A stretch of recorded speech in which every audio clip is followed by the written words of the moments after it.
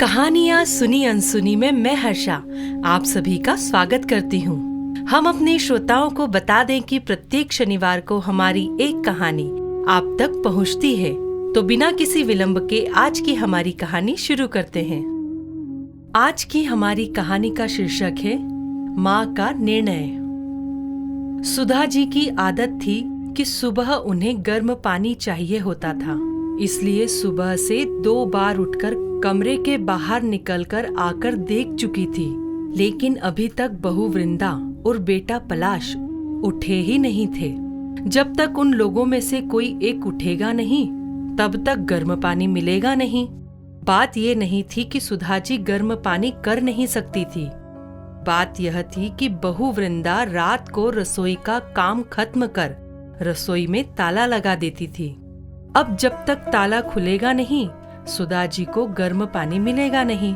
आखिरकार घड़ी में जब 9 बज गए और सुधा जी से रहा नहीं गया, तो उन्होंने हिम्मत करके बेटे के कमरे का दरवाजा खटखटाया।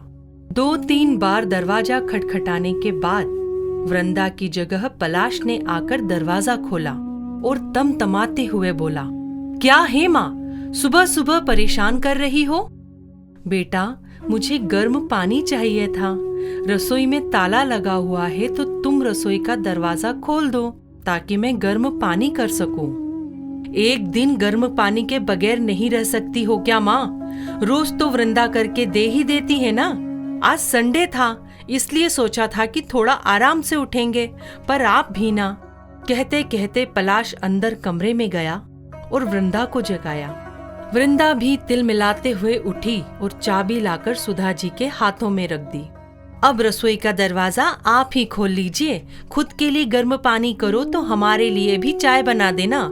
जल्दी नींद खुलने से सिर दर्द होने लगा है मेरा। कभी कोई सास खुश हुई है क्या अपनी बहू को सोता देखकर? इन सास लोगों का बस चले तो बस बहू को मशीन बनाकर रख दे। वृंदा बड़बड़ाती हुई वापस जाकर पलंग पर लेट गई। आखिर सुधा जी ने जाकर रसोई का दरवाजा खोला, खुद के लिए भी पानी गर्म किया और बेटे बहू के लिए चाय बनाकर उन्हें देकर आई। गर्म पानी लेकर अपने कमरे में आई ही थी कि 5 साल का पोता मनु जाग गया। जागते ही बोला, दादी मेरा दूध। उसे देख सुधा जी मुस्कुराकर बोली, हाँ मेरे बच्चे, अभी लेकर आई। गर्म पानी वहीं रखकर पहले मनु के लिए गर्म दूध करने गई। अभी दूध गर्म कर ही रही थी कि इतने में पलाश की आवाज आई, माँ, ओ माँ, कहाँ हो आप? क्या सुबह सुबह इसे संभाल नहीं सकती? पता है ना वृंदा के सर में दर्द हो रहा है। कहते कहते पलाश भी रसोई में आ गया, साथ में मनु भी गोद में था। उसे देखते ही सुधा जी बोली, बेटा, मैं तो दूध गर्म करने आई थी, मुझे नहीं पता ये कब तुम्हारे कमरे में चला गया। तो ध्यान रखना चाहिए था ना आपको, बस काम का बहाना चाहिए। मानता हूँ कि आप सास हो, पर बहू को भी तो इंसान समझो। वही है जो आपकी जिम्मेदारी निभा रही है, नहीं तो दूसरे बेटे बहू ने तो आपको रखने से ही मना कर दिया था। मनु को सुधा जी के पास छोड़कर ही पलाश अपने कमरे में चला गया। सुधा जी देखती रह गई, आंखों में आंसू आ गए। मन ही मन सोचने लगी कि मैं कुछ न करने के बाद भी बदनाम हो रही हूँ। ऐसी कौन सी जिम्मेदारी उठा ली इन लोगों ने मेरी, जो इतना सुना रहे हैं मुझे। ऐसा सोचकर अपने आंसू पोंछे और मनु और उसका दूध लेकर कमरे में आ गई। नाश्ते के समय पलाश ने वृंदा से कहा, तुम्हारी तबीयत ठीक नहीं है तो मैं माँ से कहकर नाश्ता बनवा लेता हूँ ताकि तुम आराम कर सको। रहने दो, उनसे कुछ मत कहना, मैं नाश्ता खुद ही बना लूंगी। अरे पर तुम्हारी तबीयत ठीक नहीं है। नहीं नहीं, मैं खुद ही नाश्ता बना लूंगी, उनका क्या भरोसा, कौन सा सामान उठाकर अपने दूसरे बेटे बहू को देकर आ जाए। अक्सर रसोई से सामान कम हो जाता है, मुझे तो पूरा यकीन है माँ जी ही सामान की हेराफेरी करती है और अपने उन बेटे बहू को देकर आ जाती है। ये कहकर वृंदा जाकर रसोई में नाश्ता तैयार करने लगी। वृंदा को रसोई में नाश्ता तैयार करते देखकर पलाश गुस्से में आकर सुधा जी से बोला, देख लो, ये सब आपके कारण ही है। उसकी तबीयत खराब है पर फिर भी नाश्ता तैयार कर रही है। आपकी इन्हीं हरकतों के कारण परेशान हो चुके हैं हम। पता नहीं भगवान भी हमें चैन से कब रहने देगा। सुधा जी उसकी बात सुनकर अपने कमरे में चुपचाप शांतिपूर्वक बैठ गई। आंखों से झरझर आंसू बहे जा रहे थे। क्या इसी दिन के लिए इन बेटों को जन्म दिया था? जब शादी के 7 साल बाद मंदिर मंदिर माथा टेकने के बाद 2 जुड़वा बेटे हुए तो कितने खुश हुए थे घर में सब लोग। यार दोस्त रिश्तेदार सब लोगों ने कितनी बधाइयां दी थी। सासू माँ तो बलैया लिए जा रही थी। अरे 2 बेटों की माँ बनी है, बुढ़ापे में बैठकर राज करेगी। कुछ साल बाद जब पति का देहांत हो गया तब भी सुधा जी ने हिम्मत करके अपने दोनों बेटे पलाश और सुहास को संभाला। कितनी परेशानी झेलकर भी इन लोगों को पढ़ाया, इतना बड़ा किया, दोनों की शादी करवाई। पर उसके बाद सब कुछ बदल गया। दोनों बहुओं की आपस में बनी नहीं, इस कारण बेटों में भी झगड़े होने लगे। आखिरकार दोनों बेटे अलग हो गए। सुधा जी के पति ने 2 मंजिला मकान बनवाया था। उसी में ऊपरी मंजिल पर सुहास अपनी पत्नी के साथ रहने लगा और नीचे वाले फ्लोर पर पलाश अपनी पत्नी और सुधा जी के साथ रहने लगा। सुधा जी को रखने को लेकर भी दोनों भाइयों में बहस हुई थी।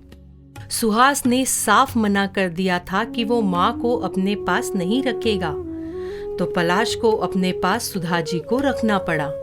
सच कहें तो उस समय की बधाइयां आज कानों में चुभ रही थी। थोड़ी देर बाद पलाश कमरे में आया और पोहे की प्लेट सुधा जी के सामने टेबल पर रखते हुए, या यूं कहें पटकते हुए बोला, लो नाश्ता कर लो, आखिर एक बहू को ही परेशान करते जाओ, दूसरी से कोई लेना देना ही नहीं। सुधा जी को पलाश की बात बहुत बुरी लग रही थी। उन्हें ऐसा लग रहा था जैसे पोहे की प्लेट उन्हें चिढ़ा रही है।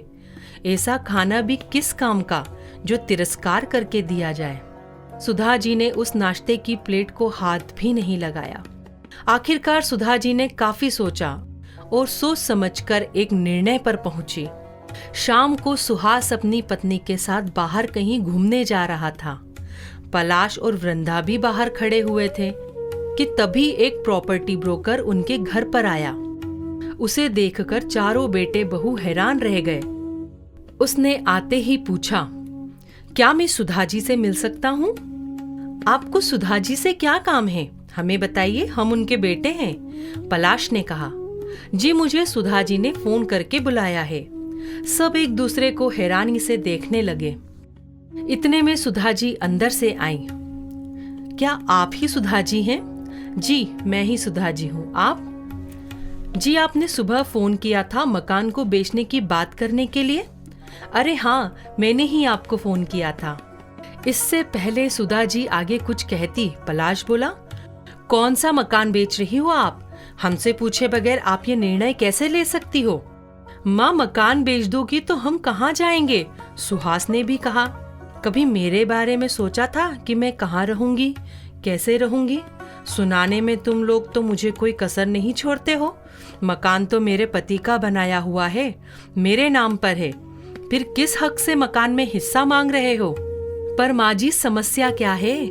मकान को बेच दोगी तो आप उन पैसों का करोगी क्या? वृंदा ने कहा। सोच रही हूँ कि वापस गांव चली जाऊं, जहाँ से जिंदगी की शुरुआत हुई थी वहीं जाकर अपनी जिंदगी के अंतिम दिन देखूं।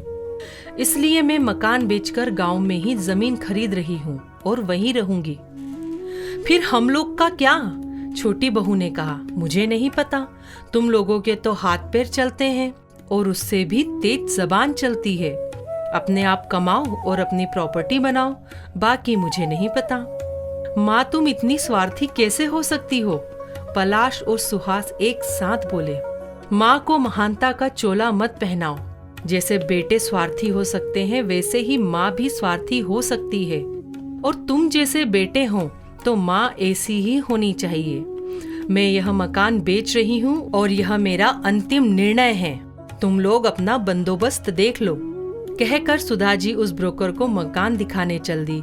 1 महीने बाद वो मकान बिक गया और सुधा जी गांव में एक मकान लेकर वहीं रहने लगी। फ्री टाइम वहां बच्चों को पढ़ाती थी और गांव के शांत वातावरण में अपनी जिंदगी जीती थी।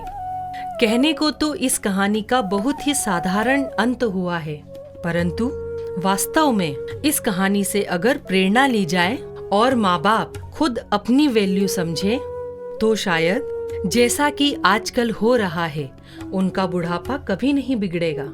तो श्रोताओं, मैं आप सभी से पूछना चाहूंगी कि सुधा जी ने जो निर्णय लिया, क्या वह सही निर्णय था? आप अपनी राय हमें कमेंट बॉक्स में जरूर बताएं। आपके विचारों का हमें इंतजार रहेगा। निश्चित ही आपको हमारी यह कहानी पसंद आई होगी। ऐसी ही अच्छी अच्छी प्रेरणादायक कहानियाँ आप भी हम तक पहुँचा सकते हैं। हम उन कहानियों को आपके ही नाम से प्रसारित करेंगे। तो इसी तरह की और भी कहानियाँ सुनने के लिए हमारी चैनल को सब्सक्राइब करना ना भूलें। तो मिलते हैं अगले शनिवार को एक नई कहानी के साथ। तब तक मैं हर्षा आप सभी से विदा लेती हूँ।